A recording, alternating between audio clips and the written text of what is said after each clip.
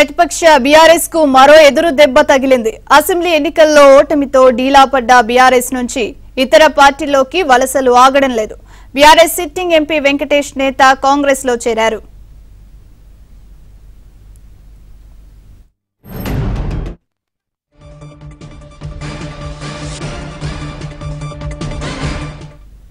ఇక అదే బాటలో పయనిస్తున్నారు మరో ఎంపీ రాములు. ఆయన రేపు బీజేపీలో చేరనున్నారు. రాములు కుమారుడు కూడా కమలం తీర్థం పుచ్చుకోనున్నారు. ఆయన నాగర్ కర్నూల్ ఎంపీ సీటు ఆశిస్తున్నారు.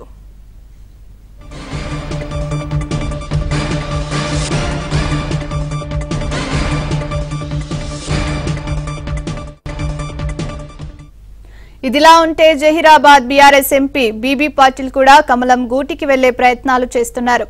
ఆయన కూడా హస్తినా వెళ్లి బీజేపీలో చేరేందుకు ఏర్పాట్లు చేసుకుంటున్నారని సమాచారం. మరికొందరు బీఆర్ఎస్ ఎంపీల్లో పోటీకి విముఖత చూపుతున్నారు.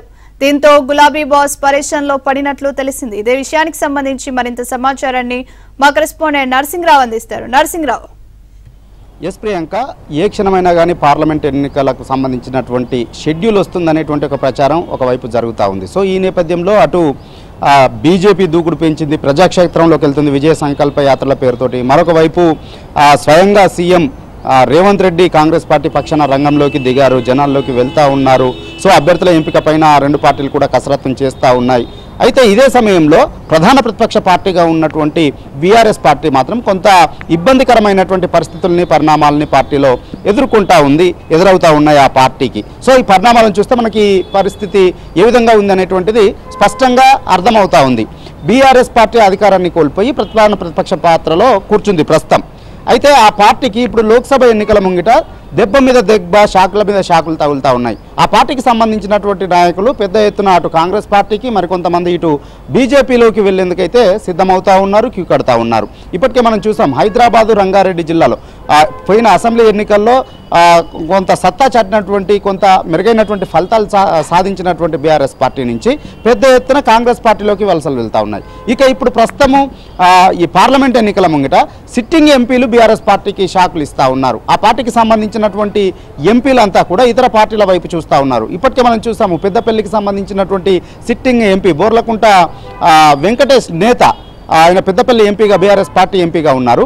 ఆయన కార్ పార్టీకి గుడ్ బై చెప్పి కటెఫ్ చెప్పేసి ఇప్పటికే ఆయన కాంగ్రెస్ పార్టీ తీర్థం పుచ్చుకున్నారు, కాంగ్రెస్ పార్టీలో చేరిపోయారు ఢిల్లీలో. సో ఇక అదే దారిలో ఇంకా చాలామంది నేతలు కూడా ఇతర పార్టీలోకి వెళ్లేందుకు సిద్ధమవుతా ఉన్నారు. సో ఇప్పటికే నాగర్ కర్నూలు ఎంపీగా ఉన్నటువంటి పోతుగంటి రాములు కూడా గులాబీ పార్టీకి గుడ్ బై చెప్పేందుకు సిద్ధమవుతా ఉన్నారు. ఆయన గత కొంతకాలంగా బీఆర్ఎస్ పార్టీ కార్యక్రమాలకు దూరంగా ఉంటున్నారు. ఇటీవల నాగర్ కర్నూలు, అదేవిధంగా అచ్చంపేట నియోజకవర్గాల్లో అసెంబ్లీ నియోజకవర్గాల్లో పార్లమెంట్ ఎన్నికల కోసం సన్నాహక సమావేశాలు నిర్వహించారు. ఆ సమావేశాలకి కేటీఆర్ హాజరయ్యారు. సో ఈ రెండు నియోజకవర్గాలు కూడా నాగర్ కర్నూలు పార్లమెంటు పరిధిలోనే ఉంటాయి. ప్రస్తుతం ఆ నాగర్ కర్నూలు పార్లమెంటు ఎంపీగా పోతుగంటి రాములు ఉన్నారు. అయినప్పటికీ పార్టీ వర్కింగ్ ప్రెసిడెంట్ హాజరయ్యారు, కేటీఆర్ హాజరయ్యారు.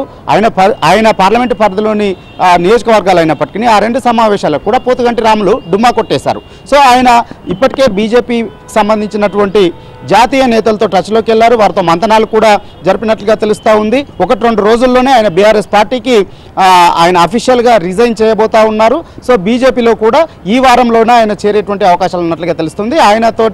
ఆయనతో పాటే ఆయన కుమారుడు ప్రస్తుతం ఆయన జెడ్పీటీసీగా ఉన్నారు అచ్చంపేట నియోజకవర్గంలో మండలానికి. ఆయన కూడా తండ్రి వెంట బీజేపీలోకి వెళ్లేందుకు సిద్ధమవుతా ఉన్నారు. రేపు రాబోయేటువంటి లోక్సభ ఎన్నికల్లో భారతీయ జనతా పార్టీ నుంచి రాములు కుమారుడు భరత్కు టికెట్ ఇచ్చేటువంటి అవకాశాలు ఉన్నట్లుగా తెలుస్తూ ఉంది. సో ఆ ఒప్పందం మేరకే ఆ సంప్రదింపుల్లో భాగంగానే ఆయన భారతీయ జనతా పార్టీలోకి వెళ్లేందుకు సిద్ధమవుతున్నట్లుగా కూడా తెలుస్తూ ఉంది. నిజానికైతే ఆయన చాలా కాలంగా కూడా బీఆర్ఎస్ పార్టీ నాయకత్వం మీద కొంత అసంతృప్తితో ఉన్నారు. మొన్న పోయిన అసెంబ్లీ ఎన్నికల్లోనే ఆయన కుమారుడికి అచ్చంపేట టికెట్ కావాలని అడిగారు రాములు. సో అవసరమైతే రేపు లోక్సభ ఎన్నికల్లో తాను తప్పుకుంటాను, తన కుమారుడికి అచ్చంపేట టికెట్ ఇవ్వాలని చెప్పి కూడా కోరారు. కానీ బీఆర్ఎస్ పార్టీ అధిష్టానం ఒప్పుకున్నటువంటి నేపథ్యంలో ఆయన తన నిర్ణయాన్ని తాను తీసుకుంటున్నారు. ఇక అదే పట్ల జహీరాబాద్ ఎంపీ కూడా పయనిస్తూ ఉన్నారు. భారతీయ జనతా పార్టీ నేతలతో ఆయన టచ్లోకి వెళ్లారు. సో ఆయన కూడా త్వరలోనే పార్టీ గుడ్ బై చెప్తారనే ప్రచారం జరుగుతూ ఉంది. ఇక ఈ పరిస్థితి ఈ విధంగా ఉంటే సిట్టింగ్ ఎంపీలు ఇప్పుడు రాబోయేటువంటి ఎన్నికల్లో పోటీ చేయడానికి కూడా కొంతమంది నిరాసక్తి చూపుతున్నట్లుగా తెలుస్తుంది. సో ఈ పరిణామాలన్నీ కూడా ఇప్పుడు ఎన్నికల ముంగట బీఆర్ఎస్ పార్టీ అధిష్టానానికి అయితే కొంత ఇబ్బందికరంగా మారాయని